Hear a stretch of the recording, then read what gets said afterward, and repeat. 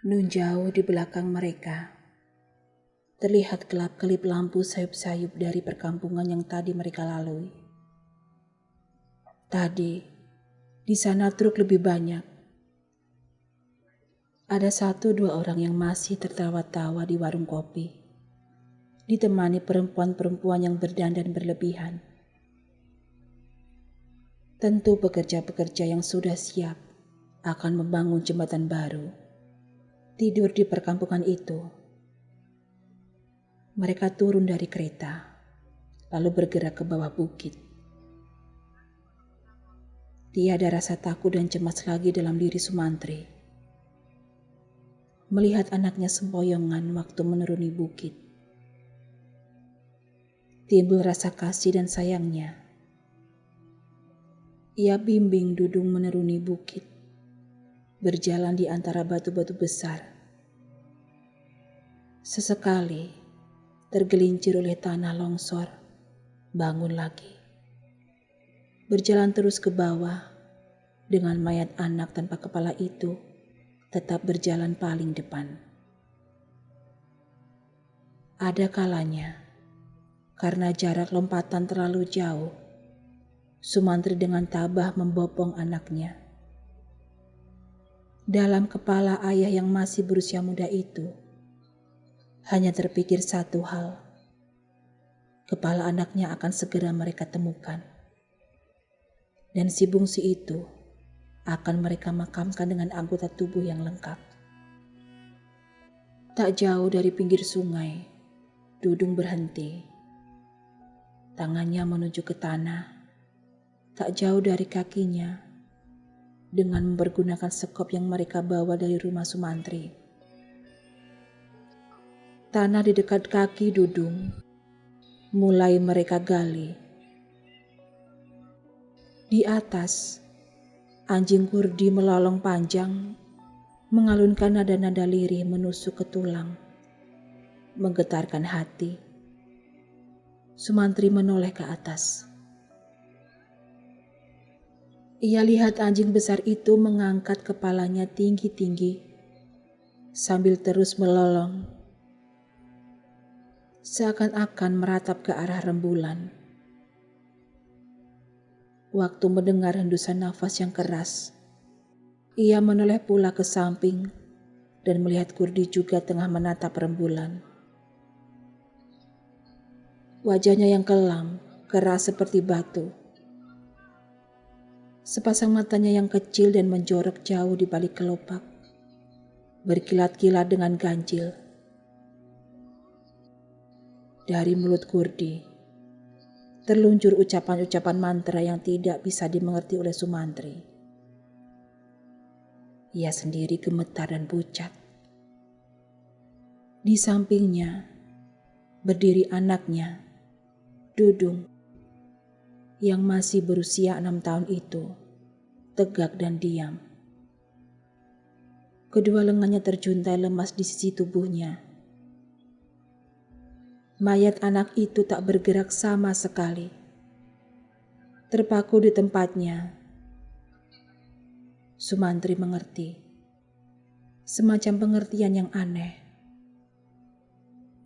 Dalam pikirannya, ia lihat anak itu dengan wajahnya yang manis, lugu, dan kekanak-kanakan, tengah memperhatikan sang ayah bekerja. Sumantri terus menggali. Sampai kemudian, tubuh anak itu bergerak ke kiri ke kanan, dan Kurdi mendesah. "Hentikan." Sumantri berhenti menggali. "Sekarang gali dengan tangan." Dengan bernafsu, Sumantri menggaruk tanah dengan tangannya. Jari jemarinya berubah jadi cakar besi yang keras dan tajam, didorong oleh keinginan yang amat sangat untuk melihat wajah anaknya.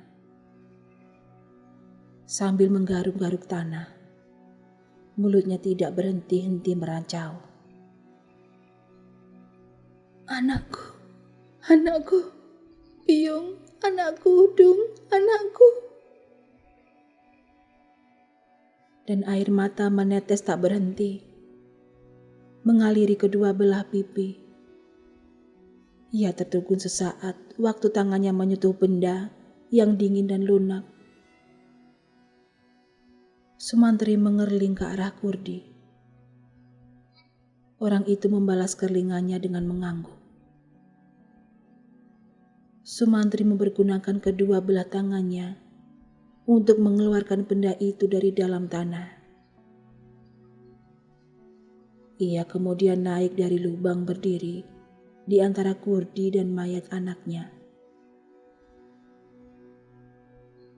Dengan mata berlinang dan tubuh gemetar oleh berbagai perasaan, ia perhatikan benda itu di bawah jilatan rembulan yang pucat. Sebentuk kepala kecil berlumpur.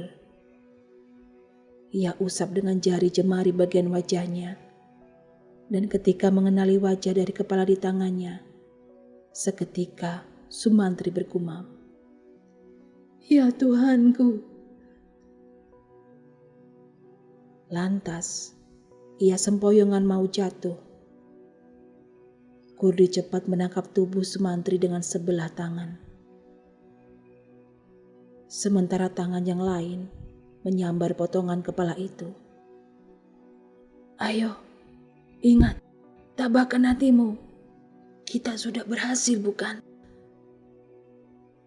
Ia menghibur. Nada suaranya kini sudah simpati. Sumantri mengeluh panjang pendek, tidak berani memandang potongan kepala itu, juga tidak berani memandang mayat anaknya. Ia kemudian berjalan mendahului naik ke atas. Kurdi mengikuti dengan susah payah, karena ia tidak saja harus memegang potongan kepala Dudung, akan tetapi juga harus membimbing dan sesekali memangku mayat Dudung yang tanpa kepala. Tiba di atas, mereka disambut oleh lolongan panjang sang anjing. Kurdi mengangguk puas. Anjing itu mengibas-ngibaskan ekornya, dan sang kuda mendengus-dengus keras. Tidak seorang pun di antara mereka yang berbicara ketika kereta itu mulai bergerak. Dengan bunyi roda yang berderak-derak, tanpa dipecut, kuda itu berlari dengan teratur. Sementara Kurdi menatap ke langit kelam dengan sinar mata berkilat-kilat ganjil. Mukanya tampak semakin keras, dan beberapa kali ia mengeluh. Bukan keluh letih, tetapi keluh yang seakan-akan kesakitan. Ia geleng-gelengkan kepala ke kiri kanan. Sesekali mengibas-ngibaskan tangan ke udara, seolah mengusir sesuatu yang tidak tampak oleh mata. Sumantri yang telah agak pulih kesadarannya bertanya enggan, "Ada apa, Pak Kurdi?" "Ada yang marah." "Siapa?" "Entahlah." Habis berkata begitu, Kurdi kumat kambing dengan keras. Kemudian ia melihat ke arah anjing yang berlari-lari di samping kereta. "Bantu aku, kawanku," pintanya. Anjing itu seperti mendengar. Hati Sumantri menciut waktu melihat bagaimana seekor anjing bisa berlari sambil melolong-lolong. Setahunya, anjing hanya melolong selirih itu dalam posisi tubuh duduk di atas kedua kaki belakang atau berdiri tegak di atas keempat kakinya dengan kepala tertengadah. Kuda di depan kereta mendengus-dengus keras, sesekali meringkik dengan suara menyeramkan. Sehingga Sumantri terpaksa menelan ludah sambil memandang berkeliling dengan mata ketakutan. Begitu sadar dari pingsannya, orang yang tadi melihat mayat Dudung berjalan keluar memandang seputar ruangan dengan mata melotot dan wajah pucat seperti kapas. Ada 3 orang lainnya yang tertidur di ruang depan itu. Ketiga orang itu tampak nyenyak, seperti tidak terjadi apa-apa. Ataukah hanya mimpi jelekku saja? Orang itu berbisik pada diri sendiri. Ia mencoba tidur, tetapi tidak berhasil. Suara dengkur kawan sebelahnya membuat ketakutan. Seingatnya, tadi juga ia tidak tertidur. Sumantri sudah menyuruhnya pulang. Demikian juga 3 orang lainnya. Tetangga-tetangga sudah pada pergi. Mungkin juga kini tengah tertidur nyenyak seperti orang-orang di sebelah kiri kanannya. Akan tetapi, mereka berempat adalah sanak keluarga yang wajib menunggu rumah. Dan begitu bangun pagi-pagi besok, harus mempersiapkan segala sesuatunya untuk pemakaman. Ya, pemakaman Dudung. Tetapi tadi, sekedar mimpikah? Ia tajamkan telinga. Tidak. Tak terdengar suara apa-apa di ruangan dalam yang... Pintunya terbuka. Ketika Sumantri masuk tadi, pintunya ia tutupkan. Dan dari dalam ia dengar suara sepupunya itu tengah berbicara dengan tamu mereka. Penunggu jenazah yang konon punya ilmu gaib yang masyhur itu. Pak Kurdi yang hidup menyendiri di sebuah rumah kecil tanpa orang lain untuk menemani, kecuali seekor anjing, seekor kuda, dan sebuah kereta di mana ia lebih banyak diam untuk berkeliling memenuhi panggilan orang-orang yang membutuhkan pertolongannya. Dan kehadiran Kurdi malam ini adalah atas permintaan Sumantri. Dengan maksud untuk meminta tolong, menemukan kepala mayat keponakannya. Jadi tadi, seraya menelan ludah, ia berjingkat-jingkat ke arah pintu ruang tengah, lalu mengintai ke dalam. Sepi, tak ada suara-suara, tak ada Sumantri, tak ada Pak Kurdi, dan juga mayat itu tidak lagi ada di tempatnya. Astaga!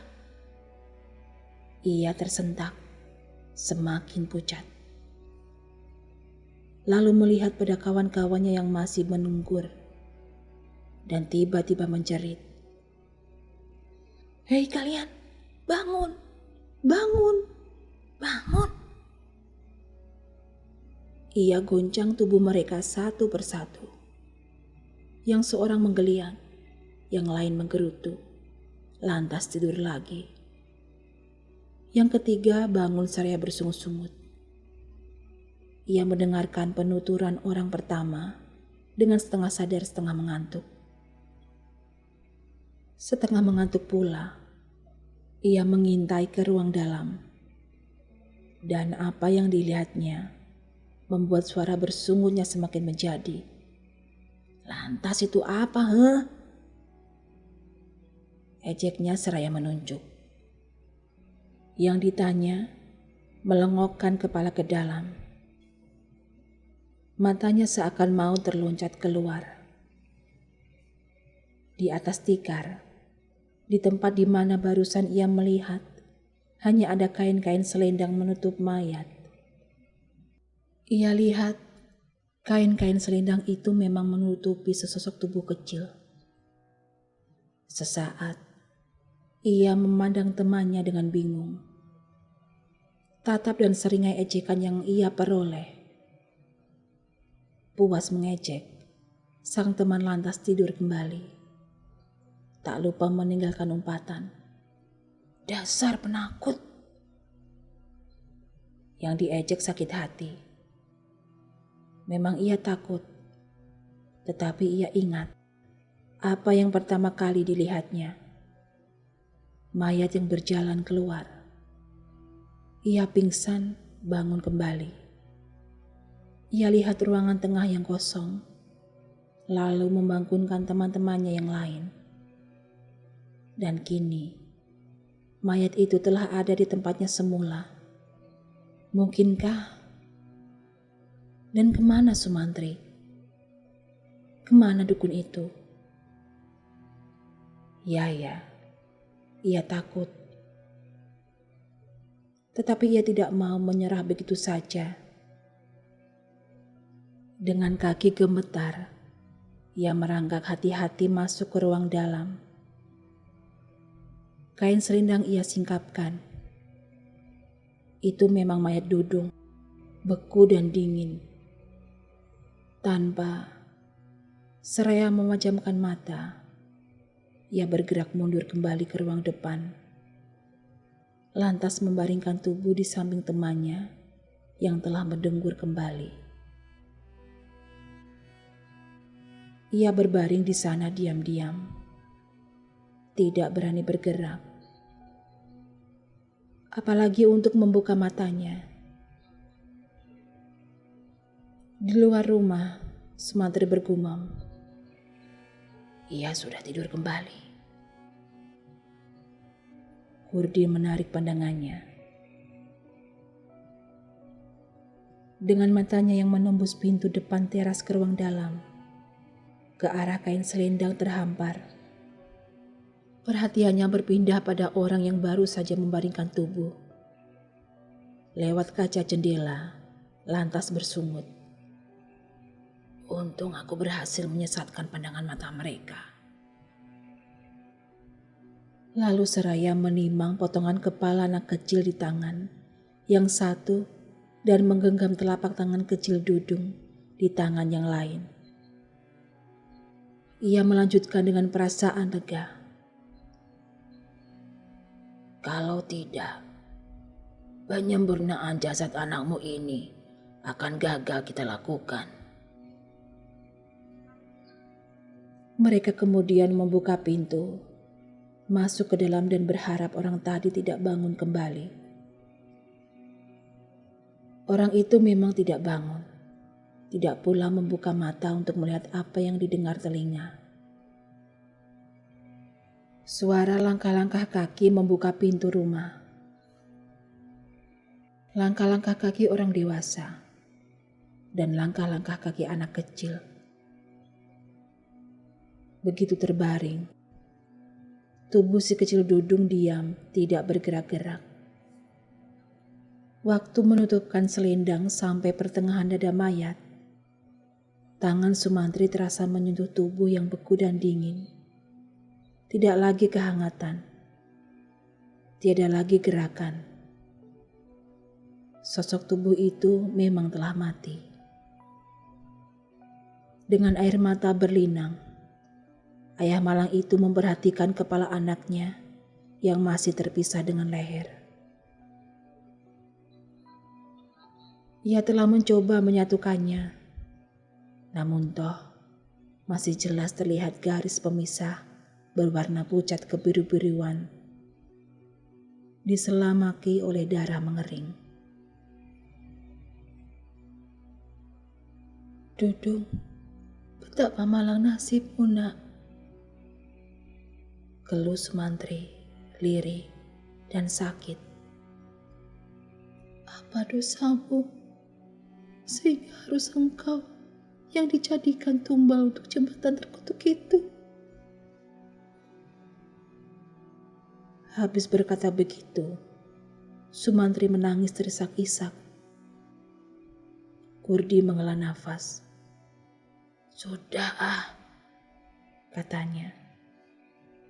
Ditangisi pun, anakmu pun tidak akan hidup kembali.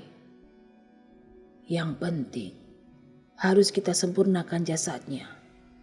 Untuk itulah, aku kau minta datang bukan? Sumantri mengangguk patah-patah. Kurdi meneruskan. Sudah kita temukan kepalanya. Sekarang, tinggal penyempurnaannya. Ketabahan masih diperlukan. Dengan mata basah, Sumantri memandang Kurdi. Apalagi yang harus kulakukan? Tanyanya dengan bersemangat. Tak ada. Tidak. Ya, kecuali ketabahan dan hati yang ikhlas. Maksud Bapak? Relakan kematian anak ini. Sumantri menangis lagi, sesungguhkan. Duduk yang malang, isaknya. Mengapa ia? Kau relakan. Lama baru terdengar sautan. Demi anakku, aku rela. Tak ada dendam. Sumantri diam. Camkanlah. Ujar Kurdi mengingatkan. Tidak ada orang yang bisa kau tuduh. Tidak ada bukti. Anakmu dijadikan tumbal. Orang pasti angkat bahu. Mungkin mentertawakan. Lantas mengelak dengan alasan. Toh anak ini bisa mati di mana saja. Oleh siapa saja. Hanya kebetulan yang menyebabkan kepala anak ini tertanam di bawah jembatan. Begitulah yang sering terjadi. Apa sebabnya ia mati orang tidak peduli. Memang diselidiki, tetapi penyelidikan akan berhenti sesuatu ketika. Dengan dua kemungkinan, penyelidikan dihentikan berkat pengaruh sejumlah uang. Atau kalaupun si pembunuh diketemukan, hanya ia yang dihukum. Terpantang bagi seorang dukun pencari tumbal untuk mengakui bahwa ia melakukan pembunuhan itu atas permintaan seseorang. Kurdi berhenti sebentar. Ia memperhatikan Sumantri untuk melihat reaksi ayah yang malang itu. Akan tetapi, perhatian Sumantri hanya tertuju pada bagian tubuh anaknya yang terpisah. Begitupun apa yang diutarakan oleh Kurdi. Jelas terdengar di telinganya. Kurdi yakin akan hal itu. Dan dengan keyakinan itu ia melanjutkan. Terima kasih telah mendengarkan cerita ini. Untuk kelanjutan kisahnya akan kami tayangkan di video mendatang.